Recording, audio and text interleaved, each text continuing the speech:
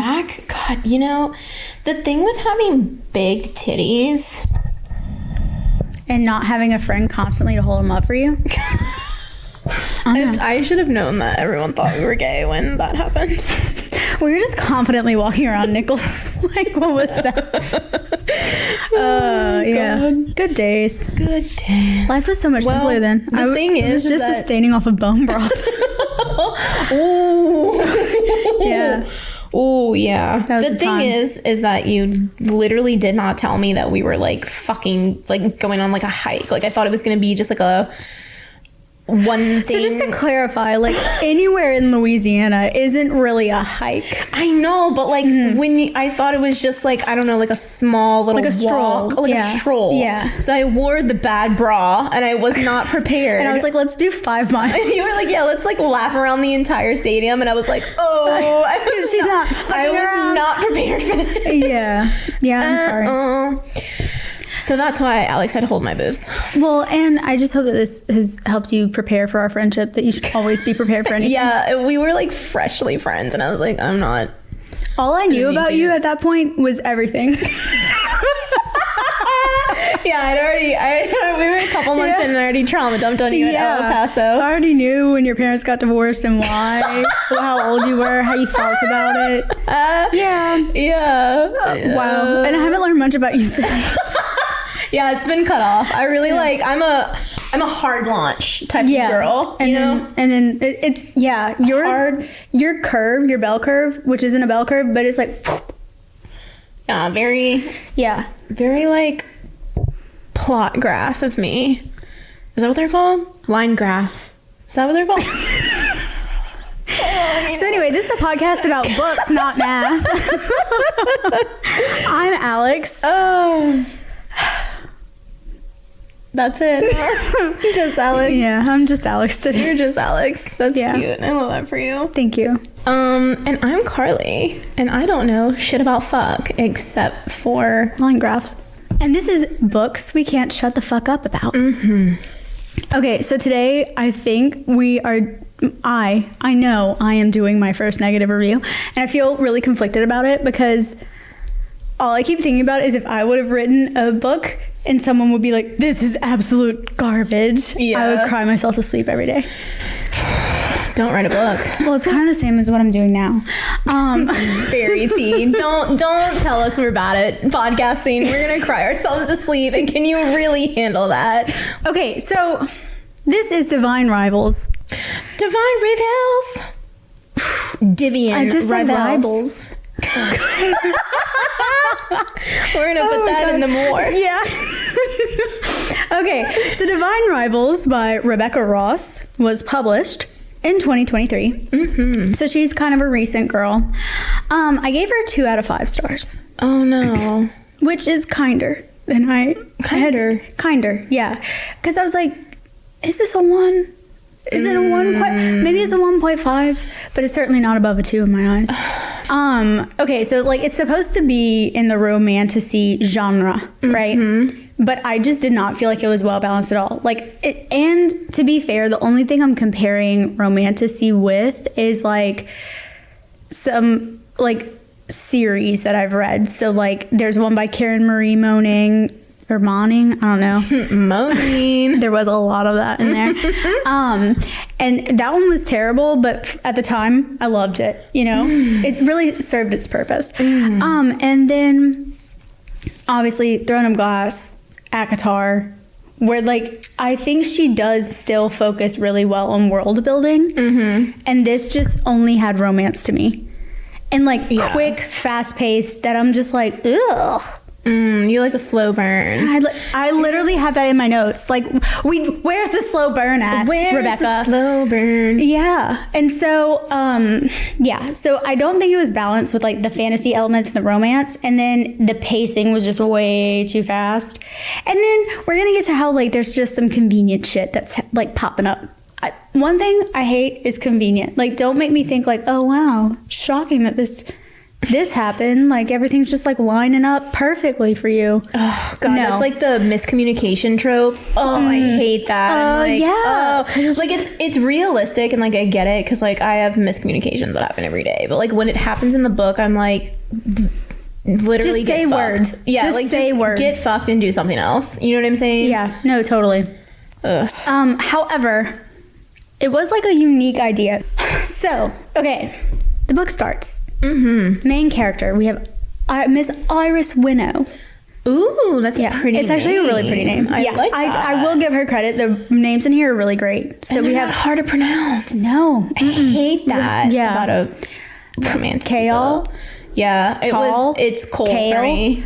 For me, it was Kale. It was Cole. I was like, It's like, hey, Cole. Okay, so the book starts. Iris Winnow is saying goodbye to her brother. Her brother, Forrest Winnow, also a cool name. Iris and Forrest. Iris and Forrest. Is there a theme? Flowers. She's an iris. And then her mom is a marigold. A marigold. It would be really funny if that was wrong. I don't know what her mom's name was. Okay, so anyway, but that's not important because she'll die. So plot twist. But so Big yikes. Yeah, and like Iris is kind of just like, I feel like a trauma growth, which I guess is fine. I was gonna judge that, but then I was thinking back to like Aelin and how her growth was also kind of like bred from trauma. Okay, but so we learn in the opening scene that there's a war between gods right now. And we get a little bit of lore later, which I'll just expand on right now. But for the most part, we never really know why the gods are important to the humans. Like why they care enough to keep, you know? So it's not like vengeful. It's not like Greek mythology where they like do all these things and get these gifts. Like it's no, you're not getting anything from the gods as far as I know. Now it does seem like she's like kind of doing an adaptation of like Hades and Persephone-ish. With like the main characters? With the gods who are fighting. So it's two gods, Inva and Dacre. Who knows if that's pronounced right? Dakra.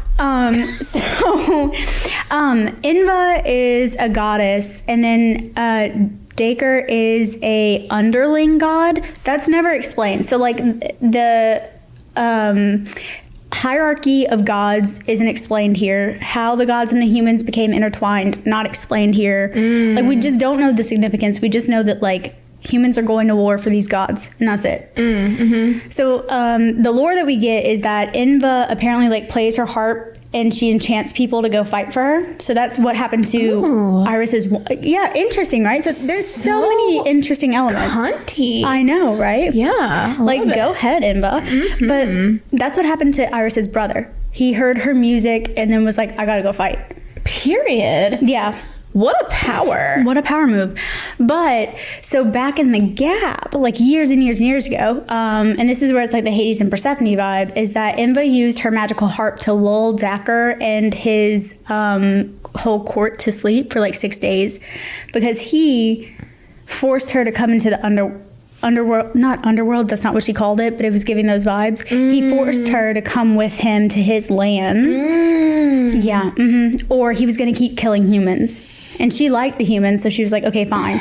So she lulls him to sleep, and then she escapes. She then banished him for like 2 centuries. So I guess that is because she's a goddess and he's an underling. Like, I don't know how like one god can be like, you're banished. Yeah. But like, where are the other ones? No. So they do explain that like there was 4 major gods, Inva, Dacre, and then 2 others. But they were all put to rest by the humans, apparently, in different regions of the world. Well, how did he go from being a main god to an under god? Great question. Great question? Never explained. I wonder if that's in book 2. So it could be. So Let us know. Yeah. Is it in book 2? We'd like to know. We'd like to know. We're not going to go out of our way to find out. But so both Inva and Dacker woke up like months before where the Divine Rivals timeline starts. And Dacker launches a war to get Inva. Basically, he's like, if I go and fight all these humans and start killing all these humans, she'll finally come and find me. I think that would work on me. Oh, okay.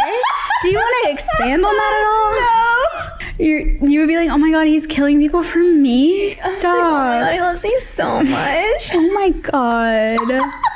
Dacker. Stop. Decray. So her brother, he fucks with the war. He goes off. Oh, yeah. Okay. But he doesn't send her one letter, and they're close. Like they're very close. They're so it's just her mom, and her brother. They all live together in this like really, really small, rundown apartment. Like they're very poor, but they were like, we have each other, and that's all that matters. But he doesn't send her any letters, and she's like, that's fucking weird. Wow. And she doesn't even know where to like mail her letters to. Like to get to him. She doesn't know what battalion he's in. She doesn't know where he's stationed. She knows nothing about him because, again, she's gotten nothing from him. But she keeps writing letters to him anyway, kind of as like a therapeutic practice, I guess. But she doesn't mail them. We're old school in this book. She has a typewriter, which is super cute. She's clicking and clacking away. Yeah. But she types them on her typewriter and then she puts them under her dresser and then they just disappear. So she was like, oh, okay. What? Yeah. Is there magic in this book? There is. But, okay, so also, I have a problem with the magic, too. But we can get into that later. Okay. I'm, like, so confused. Yeah, so the typewriter thing, we learn later that there was 3 typewriters made that were magicked by the guy who made them. So he was a widower, and his daughter became really ill really fast. So his daughter's sick, and it was with tuberculosis. These 3 typewriters, the Alouettes, were made because because this man, this daughter gets tuberculosis. Her little friends can't come to visit anymore because they're like, we don't want your tuberculosis. Fair. So he magicked these typewriters so his daughters and her friends could keep chit-chatting. And she has one, and so she's putting it under this dresser. She thinks it's the dresser that is magic, but they disappear. One day she sees a letter like appear underneath it, and all it says is, this isn't Forrest. And she's like, gaspy, gaspy, gasp. What? Because her brother's name is Forrest, so she's like, dear Forrest, it's not Forrest. And then the letters disappear, and then someone finally, whoever's getting the letters, finally responds to her and is like, this isn't Forrest. Yeah. Gag. Crazy, right? Okay, so she's living in this like apartment with her mom, but she turned into like a really, really bad alcoholic once her brother went to war. Which like there's so many plot points. Okay, that's another thing is that too much is happening. Yeah, too much is happening. Like, and right off the bat, you open the first page and it's like da da da da da da, and you're like, oh my fuck. Okay. Yeah, I actually think you won't like Fourth Wing. Maybe don't read it. No, I feel like I would if there's more fantasy, which I feel like Fourth Wing does have fantasy in it. Yeah, it has a lot. I need world building. You need the worlds to be built. Thank you. That's all I need. So, Iris is the only one like working and paying bills, and because of this, she. What happened to the mother? She's an alcoholic. She's pretty committed to that. Oh, she's an. Oh, yeah. Sorry, I thought you meant Iris was the alcoholic. Okay. So she's the only one working, and because of this, she dropped out of school like kind of shortly at the beginning of the book, so she could work more because she works at this newspaper called something incredible called the like Oath Gazette because she lives in the city of Oath. That's so like. I know. Okay, so this author is really good at naming things. Yeah, Oath Gazette. The Oath Gazette. Beautiful. Yeah, I like it. So, she works here where her and her biggest rival, wait for it. Love. Is this enemies to lovers? Of course it is. And you didn't like it? And I didn't like it. Oh my god. I know. I think I might be getting boring with my tropes. Oh god. Are you like happy now or something? Sorry, yeah, I think. Gross. Gross. So she is working here, and her rival are up for a promotion to columnist. They're like competing. Oh. Her rival's name, Roman Kit. Oh, I don't like Kit, but I like Roman. Know? I do like Roman. I like Roman. Roman Kit? They like oh my god, it's so bad. They chronically call each other by their last names. Like, I just found one page where it's like, oh, how's it going, Winnow? Oh, wouldn't you like to know, Kit? Oh, I have the... Oh. Like, it's not like that bad, but it's like at the end of almost every sentence, they're referring to each other by name. Like, and one thing about me is that, do I need world building? Yes. But I also need dialogue to be realistic, because like I look forward to the dialogue between characters, because that's where the banter happens. That's where the slow burn is supposed to happen. Like sometimes I'll be flipping pages and be like, when do they talk? You know? Yeah. Just to see. That's kind of even like when you watch like movies on Hallmark. That's the kind of like little like small things that they would do like on a Hallmark movie. Yes, that's what it feels like. This is the Hallmark romantasy. Frenemies. Yep. Mm-hmm. So they're competing for this promotion, right? And they like both race to get to work early to see who can get the bigger assignment. Like he's kind of like, it seems like he's very like type A, a little bit anal. And so she loves to reorganize his desk and do things to like piss him off. Oh, that'd piss me off. That'd piss me off. On brand. Yeah, honestly. yeah, I get it, Roman. That would piss me off.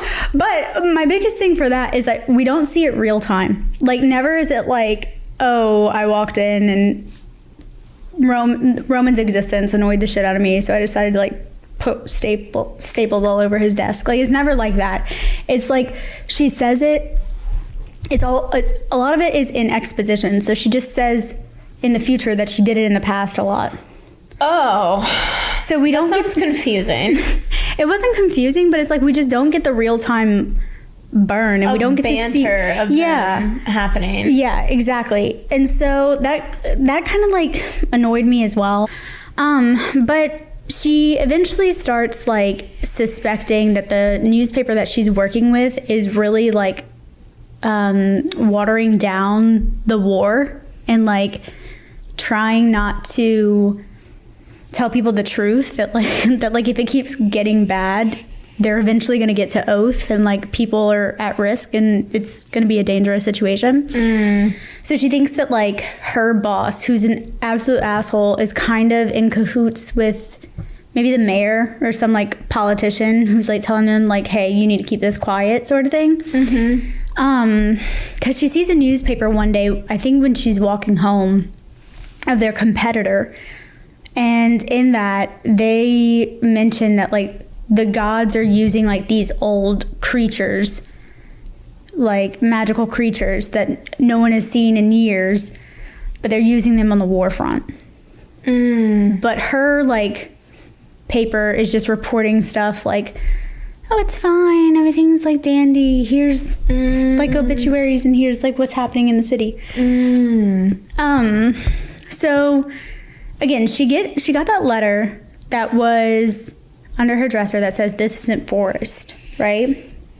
And then they start exchanging things back and forth. So this is how we learn the lore of the gods, like how Inva like enchanted Dacre's court and all that. Like the person that she's writing to tells her that.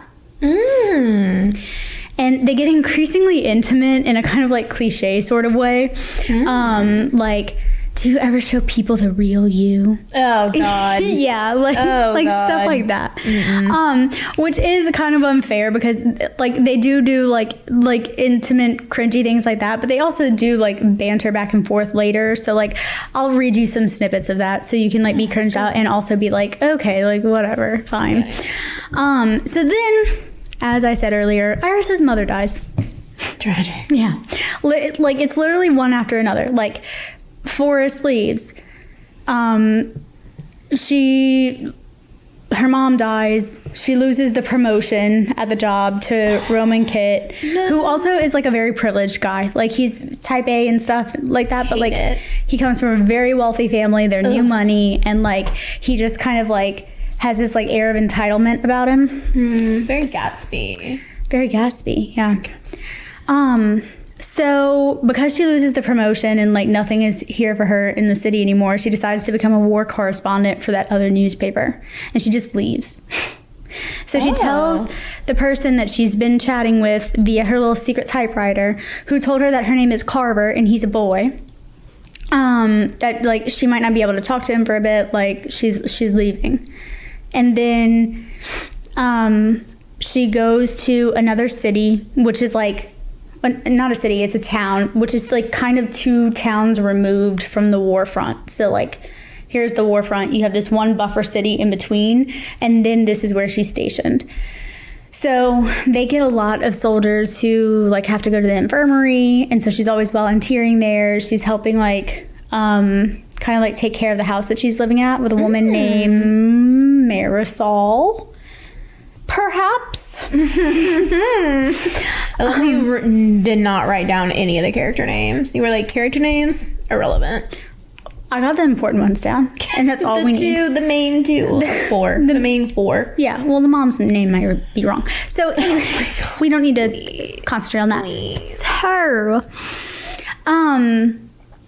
she's volunteering at the infirmary. She's helping this woman with her home, and there's another war correspondent there too. So she and these 2 women get really close, and she experiences, so they have things called the hounds, and then they have things called etherals, I think is how it's pronounced, but those are wyverns. So the hounds come out at night, and like you have to like border up your house. You can't, no light can be seen, or they will like get in your house and like eat you alive, sort of thing. And then the wyverns come during the day, but not every day. It's kind of like unexpected, and if they see any movement down below, they'll drop bombs. Oh, so like what do the people do all day? Like nothing?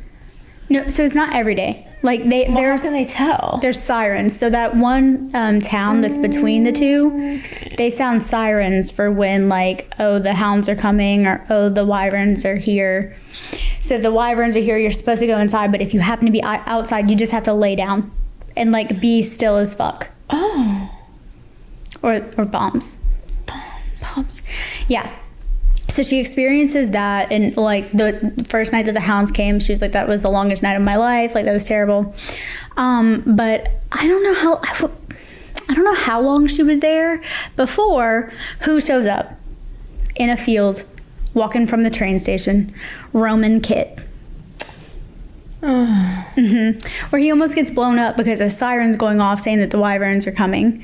And so Iris like runs in the field and like tackles him because, you know, dumbass is out here trying to get everybody killed. So when he's there, she's like, oh, obviously he's coming to like outshine me here too. He already got that promotion, but like he wants to be a better war correspondent than me too, because she's still like thinking in this competitive mind frame. But I'm going to, so she and him start like running in the mornings and stuff, and they have good banter, I guess. But again, it's the thing with them like constantly calling each other. She didn't immediately ask him when she saw him, what the fuck are you doing here? No, she did. She was like, what the hell, Roman Kit? And he was like, they sent me, like I volunteered to be a war correspondent, like that's why I'm here. Oh, okay. Because he kind of did go on to say that like he just realized that like, so when he was given the promotion, it was right after Iris's mom had died. And so the way she figured out that her mom was dead was that she had read this news article that said there was a woman with like golden hair and a specific coat that had been run over at the train station. Oof. Wait, so she wasn't even home when her mom died? So like she was off doing the war correspondent thing.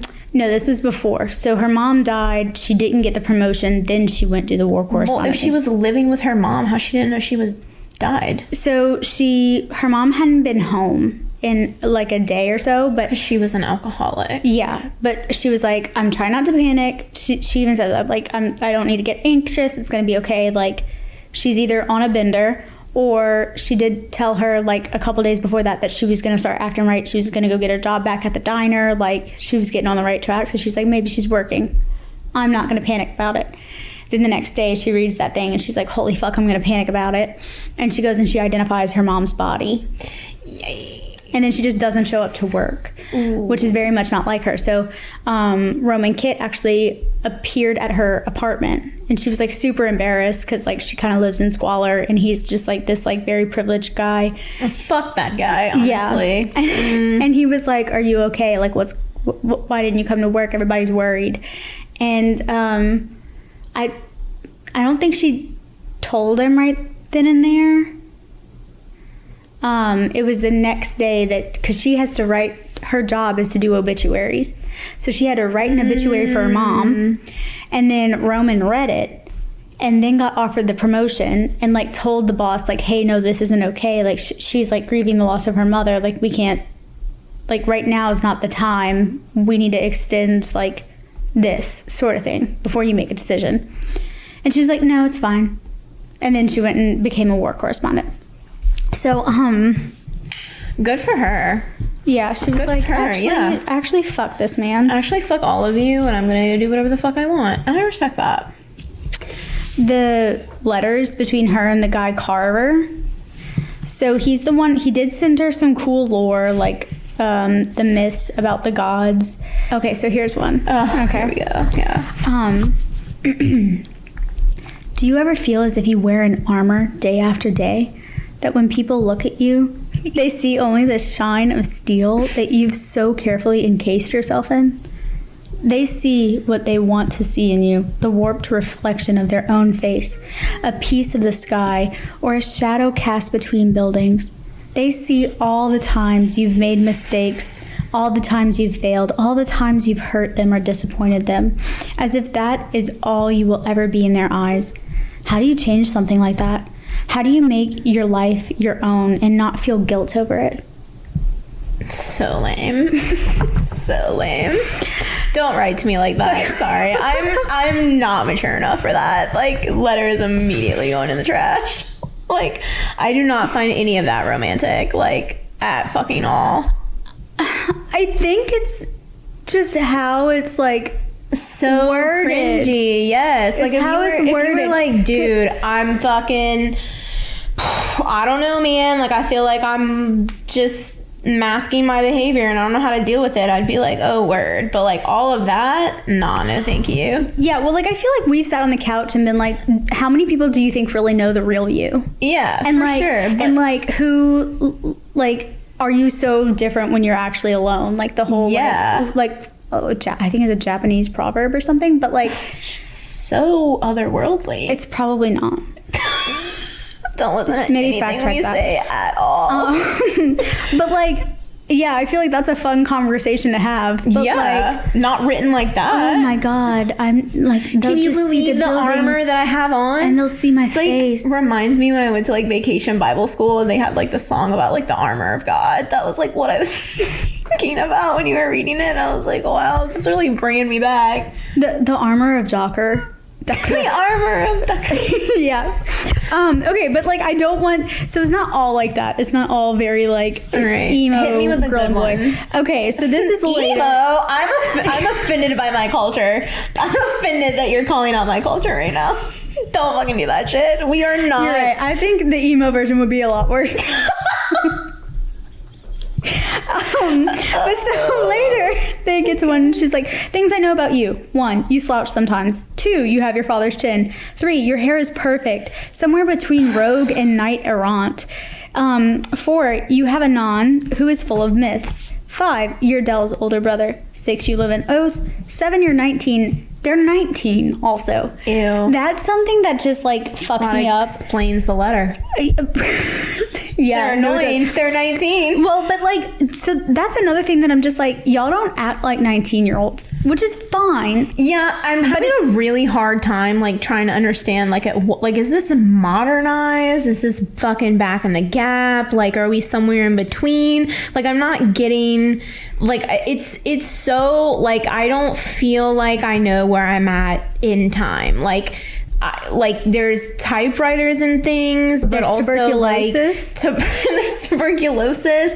But he comes from like a high society, and then they're also like journalists, which seems like more modernized. But like they have sirens to warn them about like Wolverines. Like I'm like, what society is this? Like, are we out in shacks or like? When was do the you have an siren built? apartment? Well, I'm just saying, I'm kind of stuck. When were sirens created? I don't know, but like in my head, I'm visioning like someone. I bet it was around tuberculosis. Okay, so you're saying like this is like Nosferatu time? My God, I don't know. No, Like, they didn't have sirens. Like then. I'm just trying. Like I don't understand. They had church bells. I don't know, Carly. That's never explained. Well, that's what I'm saying. I'm like, she lives like in an apartment building. Okay, well, I didn't picture her in an apartment building. Like, I'm envisioning that they're all living in like shitty little houses and like, you know. I think it was still like cities were a thing. So I think she doesn't necessarily have to explain this because that's like the benefit of being like magic fantasy sort of thing. You can kind of almost, well, like Akatar. I feel like that's like, no, Akatar, I know exactly where they are at. They're hills and valleys, and it's like very like not modernized in my opinion. Yeah, I agree. They're not modernized, but they're still cities. And so like when she was in Oath, she was in a city and that's where her apartment was. But now that she's gone to be a war correspondent, she's in a town in like just a like old time home sort of thing. That's what I'm saying. They had apartments. I don't envision apartments in Akatar. Nesta lived in an apartment. Is that really what that is? It was an old, rickety house, like rusted house on the outside of town. Was it really an apartment? They called it her apartment. Well, you know, Sarah. I'm not saying you're wrong, Sarah, but like I think apartments also were around in like the 1800s. Someone could let us know. Someone, if you're from the 1800s and you have come back to this timeline, if you could tell us if you lived in an apartment or a rundown house, we need to know. We're about to bring out the Ouija board and ask somebody because I don't believe that they refer to things as apartments. Okay. Well, I guess Anne Frank wasn't that old. Okay. Oh boy. Never mind. You know any Holocaust? Oh no. It's taking a left turn. Okay. So I also marked this page for some reason. I think it's because I wanted to show you just some of their dialogue where they call each other by their fucking names so much. Ugh, I'm gonna hate this one. I thought this one was gonna be good. He stops when he stops. Also, sorry, wait. I know we were still talking about the other one, but like how, like she's naming all these things that she knows about him, but like she only knows these things about him because he's telling her, right? Mm-hmm. Yeah. So like I did skip some. Okay, because I'm like, you're saying that you know those things about him. You've never met this person. Like you've never met him in person. How do you even know that those are actual facts about him? Yeah, he's so confidently. He could be catfishing you, which he was, and he literally was. This is the original catfish. And does he live in an apartment? Is he a fat Kelly Price? Yeah, I didn't realize that you don't watch Catfish, so you don't get that reference. But like, I'm just saying, like, I don't understand how she's just like so confidently sure. I think it's because they got so intimate with the first letter with their armors that she's like, he would never lie to me. He'd never lie to me. His armor. This wouldn't perhaps be an armor that he's wearing. That's penetrate his different. shoulder blade irons. I think she does want to penetrate his shoulder blade irons. That's interesting. Yeah, she never says it verbatim, but I get the vibe. Okay, she's listing all these things that she does know about him, and then she says things I don't know about you, your name, and then he's like, yeah, right. It's like y'all have exchanged a lot of letters at this point. You've talked about like, armor. Hey, patient X. Yeah, like, I don't know. Maybe they are emo goth core. I could see an emo goth kid being like, oh, but do you really know me? But then you don't know their first name. You can't know my name. And like he's like, my name is like Slayer, but really his name is like Brian. Also, like, I feel like the way that you described their like work banter, that they would like know these things about each other. Like, wait, so this is the correspondent person that she's doing the secret letters to. Oh, I thought it was going to be him. So it is him. I just hadn't revealed that yet. Oh, sorry. I guessed that So immediately. they're both the same person, guys. Sorry. Well, yeah, no, it's hard not to guess it. It's literally impossible. It's like kind of just like, oh, you know she's going to go and be a war correspondent because she sees like an advertisement for it at the beginning of the book. You know that like once he shows up, you're like, oh yeah, there's no way it's not him, even though you were suspicious before. Like, well, and that's what I'm saying. Like, even though they're frenemies, it seems like the office is small. And I would know if someone I deeply hated who was up for a promotion if their little sister died, whose name was Dell. Like, I feel like they would know that information. Like, office gossip? That's what I'm talking about. If this was a modern... So I think it happened back in the Gap. So it happened years ago, so I don't think he was working there yet. Well, I need someone to give me... we need And context. so they don't have Facebook because they only have tuberculosis. They only have tuberculosis and have apartments and rats and shit, I guess. I mean... Yeah. So this is how her and Kit, Roman Kit, who is also Carver, who is Roman Kit Carver, so the ones that she's been exchanging letters with is also the frenemies from her workplace. This is just a little glimpse of how they talk to each other. He stopped when he saw her, his breath hitching as if he hadn't... the hitching? You can't hitch your breath? I don't like when people describe that. Yeah, like, ew. Like, what if anyone did that to me, I'd be like... Yeah, should we bring you to the doctor? Yeah, is your heart palpitating?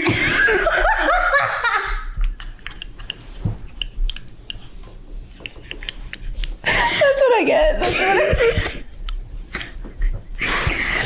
what I get. You know, for bitches who read, like, we're really not good at speaking. Like, illiterate. Yeah. Oh, okay, so I'll just dive into it. Worried I would stand you up, Kit? She asked, walking to him. He smiled, but it could have passed for a wince in the shadows. Not in the slightest. What made you so confident? You're not one to let a challenge slip away, Winnow.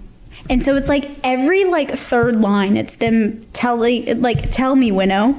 I wish I had the ebook because I would just literally type in Winnow and Kit and like tell you how many times it pops up. Like it's ridiculous. But so eventually, so this is more about the pacing thing. So Roman Carver Kit shows up and she does not know. She's, for as smart as she is, homegirl is stupid. She did not. Dumb as rocks. To be fair, I think she was kind of distracted by the war. Was just there. But like, she didn't put two together that he was the person. Took her forever until like he was like dropping like major hints. He was like, yeah, like so like I talked to this girl. Yeah. She sends me like these cool letters. She's a dead mom. She's a dead mom. She's a dead mom. She'd like write about. She's like worried about her brother. Oh my god. One day while the three of them, which is her, Roman, and another war correspondent, Addie, live at this woman Marisol's house, right? While they're like reporting on the war. And he's like peeping out the window because the other two were gardening in the garden. He's peeping out the window. He's like, what's another word for this? And I can't remember what the word is.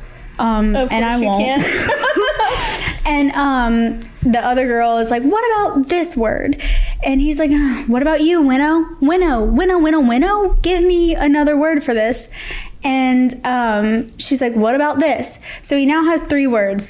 So Carver writes a letter to Iris with those 3 words in it. But she doesn't have time to read it. So she puts it in her pocket. It's fucking dumb. Yeah. And then her lieutenant comes and is like, do y'all want to come to the front lines? So her and Roman go to the front lines so that they can Seems like a bad idea. Yeah. So like Addie, the other war correspondent, had already gone and like came back and she was like, it was really bad. Like she was kind of haunted, kind of reserved after. So they go to the war.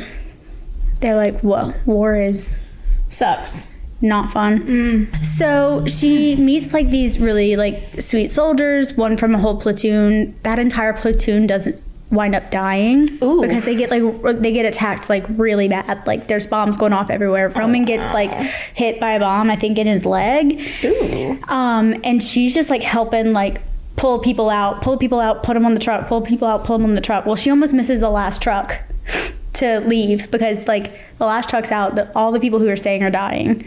basically. And so the lieutenant who like brought her in was like, get on that truck and like you were supposed to be gone hours ago. What the fuck are you doing here? Oh, wait. Yes. Okay. So she goes back. Roman had already gone to the infirmary. And then she has time to read the letter, and she just reads those 3 words were interspersed in it. And she's like, holy fuck, Roman is Carver. Carver is Roman. Da, da, da, da.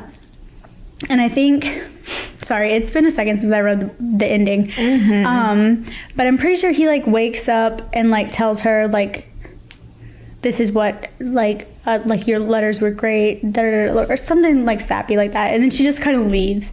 She's like, what the fuck?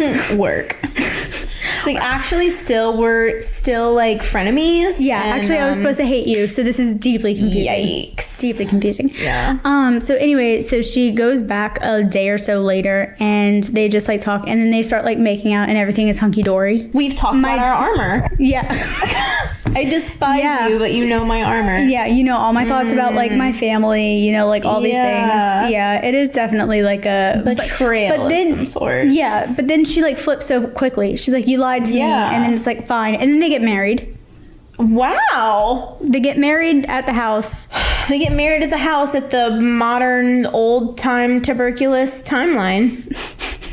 With those church siren bells.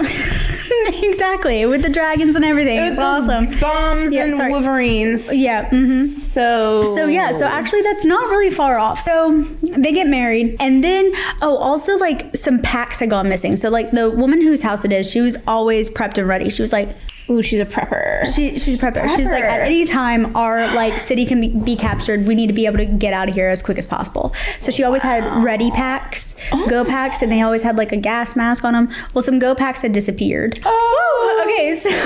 So they notice some packs are gone and some masks, and they're like, weird, but we gotta get married. And then they fuck. Beautiful. God, this book does not seem that big. I'm having when I tell you, like, every page is like a new thing happens. You're just like, oh my god. God, I feel like I haven't been able to take a breath. Like, I feel like I need to go. Like, I feel like I need to breathe after this. Okay, go on. Did your breath just hit? Yeah. Hated it. So then an aerial strike happens. The wyverns are coming. They hear that the town that has the sirens has been like overtaken. Because the whole reason that they left the war front was that like that town was being taken. There was no way that they were going to survive. So they knew that Dacker was going to go to the next town and probably take over it by like the next night or 2 nights, whatever. So chaos ensues. Aerial strikes are coming from above. People are trying to run away. She's trying to stay near Kit, her new husband. But someone puts like a gas mask over her so that she could breathe, and then like takes her and like runs away. And she thinks it's Roman because she's on like in this mask, she can't see well, but then realizes it's not. She's like, what the fuck? And she sees him behind her, and she's like, what? It's her brother.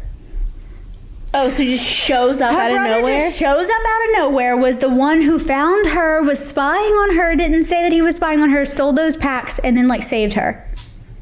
Even though she had found out, like, through, like, the lieutenants that she had met, that he was in a different battalion that, like, apparently had a really hard time with Docker.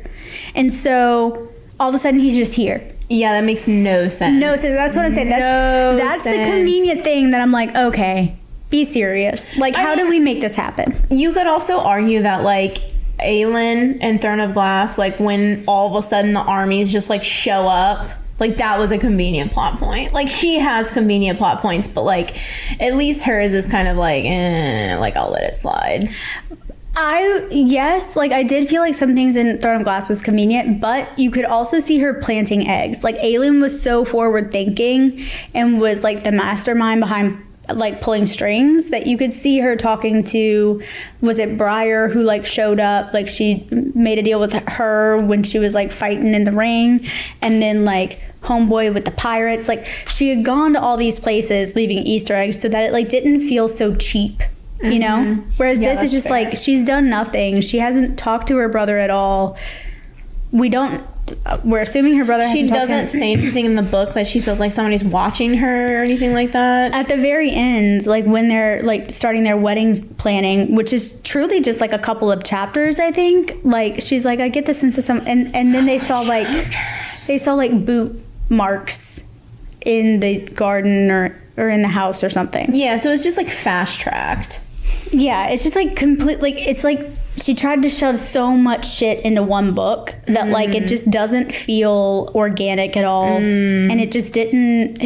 It just didn't seem feasible. Didn't seem right. It didn't seem realistic for a fantasy novel. And so she's getting led out of the city by Forrest, and she's like, "We have to go back for Rowan." So they try to like go back, but like see like. No, like Docker, whatever, himself is there. Like, everything is on fire. There's no way they can get back into that city. Like, they can't save Roman, so they have to leave. And they, like, trek all the way to, like, a train station where they take the train and then go back to their apartment in Oath. And that's where the book ends. That's crazy. Oh, that's crazy. Do you know if, like, book 2 picks up from his perspective? I don't know. So this one thing about it is that it's both of their perspectives in the book. That's nice. I like that. So you have her, but it's kind of like hidden because you have her, and she's receiving. We have her here. If there's something that's happening, is that we have her. And she's receiving letters from Carver, right? And then you have his perspective, but I don't think you ever see him write a letter to her. So like it's kind of like she tries to keep it a secret, even though it's incredibly obvious. But it does shift POV, which I don't mind. I like it. Yeah, I'm fine with that. Yeah. A lot of the stuff that I wish we would have had real time is just like said after the fact. And I'm gonna like, if it weren't for her going to the war front and seeing their hounds and their wyverns, like I wouldn't feel like this was a fantasy novel. I would just feel like it was historical fiction. Yeah, that's what I was saying. I'm having a hard time visually understanding where they are in time. Yeah. And because of like the gods. The gods is like the big like fantasy. The gods is the whole reason that this war happens, and yet they seem like a sub point. Yeah, there's nothing about them. And honestly, if I were Iris, fuck Roman from the beginning. It would have been love triangle. This is how I would have done it. I would have been typing it out with my boy toy, and then I would have gone to Dacker and been like, hey handsome, know you're in love with that one, but listen, humans, have you heard of Zeus? Gods can mate with humans.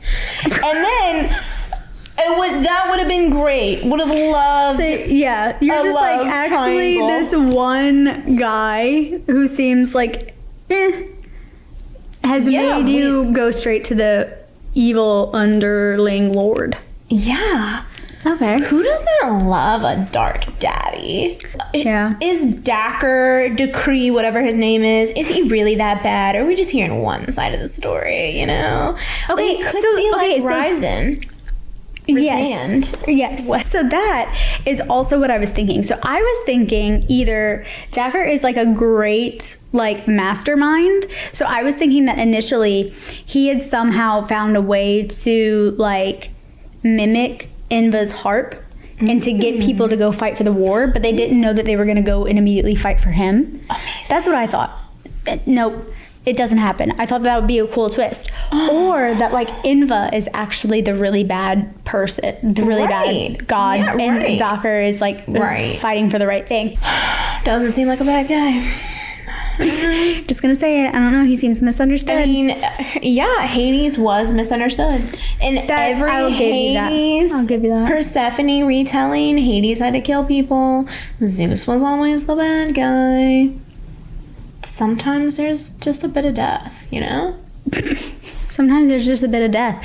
And that is the main theme of Divine Rivals. Sometimes there's just a bit of death. Sometimes there's a bit of death. Sometimes times. Oh, really confusing plot and tuberculosis. So Tuberculosis, church. check it out. Divine Rivals by Rebecca Ross. Hmm. Any other final thoughts? I feel like I've given too many. Yeah, always. All right. Well, thanks, guys. Like and subscribe to our channel.